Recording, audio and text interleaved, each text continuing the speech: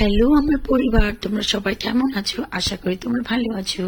তো আজকে আমি একটা পাতলা ঝোলের রেসিপি নিয়ে এসেছি। এটা হচ্ছে বাটা মাছ।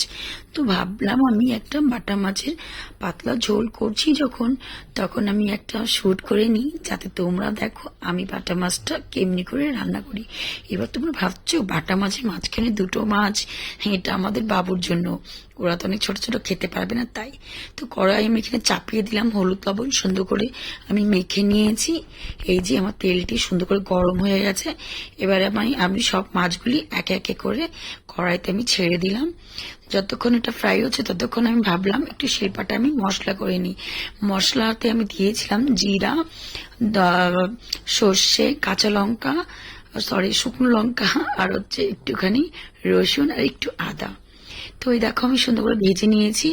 ওই যে তেলটা বেঁচে গিয়েছিল ওটার মধ্যে আমি দিয়ে দিলাম কালো জিরে, আর দিয়ে দিব কয়েকটা শুকনো লঙ্কা।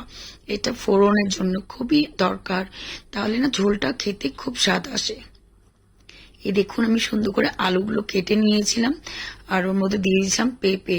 আমি আজকে ভেবেছিলাম একটু ডিফারেন্ট টাইপের একটু ঝোল করি, রোজ তো খাওয়াই হয় এটা ওটা, তো এই ঝোলটা একটু আলাদা মতন করি।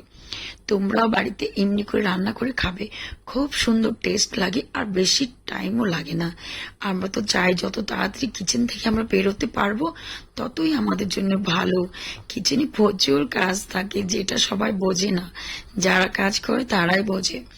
তো তারপর দেখো আমি আলুটাকে সুন্দর করে ভেজে নিয়ে এর মধ্যে আমি দিয়ে দিলাম মশলাটা। এবার সুন্দর করে কষিয়ে নিব। ওই দেখো কষা এত সুন্দর করে কষিয়েছি, তেল ছেড়ে দিয়েছে আমার, মানে আমার কষানো হয়ে গেছে। যখন তোমরা গরম তেলে কোনো জিনিস দেবে, আর যদি তোমরা শুট করছো, একটু মুখটাকে বাঁচিয়ে করো। আমার সাথে অনেক সময় এমনি হয়ে থাকে, আমার তেল ছিটকে আমার হাতে চলে আসে। তো এর ওপর দিয়ে আমি দিয়ে দিলাম কাঁচা একটি টমেটো, কারণ আমরা পাতলা একটা ঝোল করবো, বেশিক্ষণ আমরা ফোটাবো না, নইলে মাছগুলি আমাদের ভেঙে যেতে পারে নরম হয়। তো এরপরে আমি দিয়ে দিচ্ছি এর মধ্যে জল, যতটুকু আমাদের ঝোলের দরকার অতটুকু, যেহেতু আমরা পাতলা একটা ঝোল করছি তো একটু বেশি করে জল দেবেন। তো ঝোলটি আমাদের সুন্দর করে ফুটে গেছে।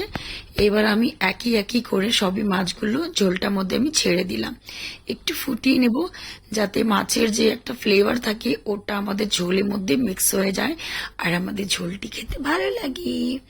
তো কার কার ভালো লাগে এমনি পাতলা ঝোল খেতে, অবশ্যই আমাকে জানাবে। আর রেসিপিটা কেমন হলো এটাও কিন্তু একদমই জানাবে, তাহলে কিন্তু আমি খুব খুশি হব। তাহলে তোমাদেরকে আমি এই একটা নতুন নতুন রেসিপি শেয়ার করব।